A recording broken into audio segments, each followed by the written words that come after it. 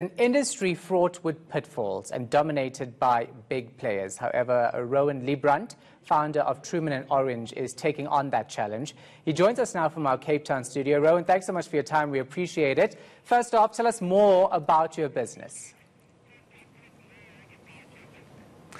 So we're a drinks distribution business. So that's to say that we market and we sell alcohol products, branded spirits largely.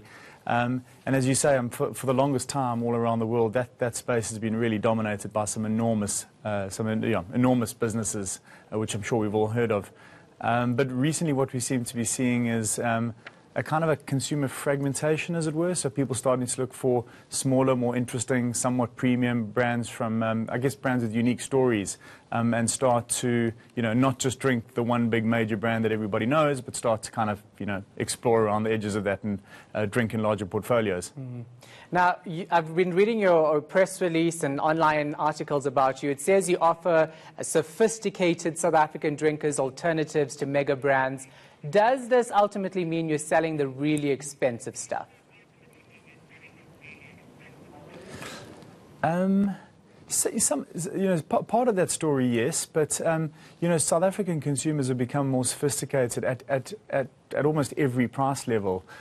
So, if you take gin, for example, there's exciting new gins coming onto the market at the kind of 150 Rand level, in much the same ways that there are exciting new gins coming on at the 300 and 400 Rand level. So, yes, it tends to start at the more premium price levels because, frankly, it's easier for smaller companies to innovate into that space.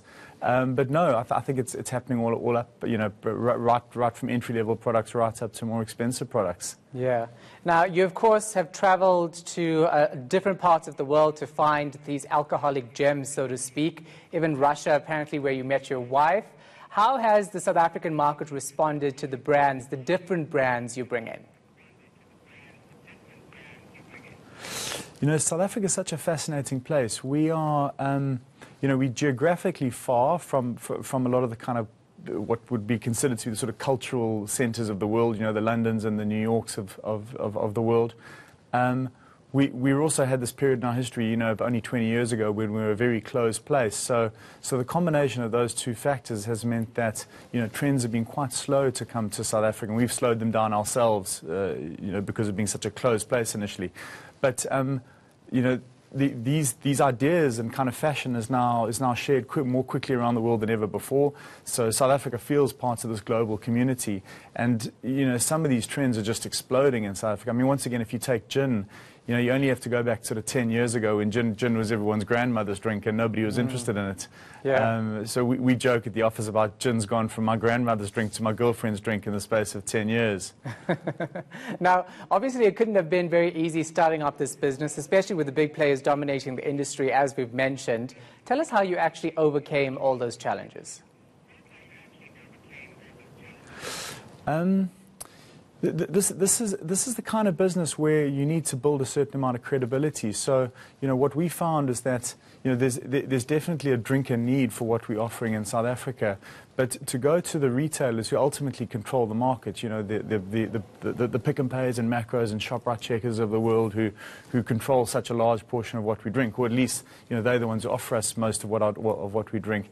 There's a kind of credibility issue which you need to build with them, which takes time. So, interestingly, that was the bit that took us 2 or 3 years to kind of overcome.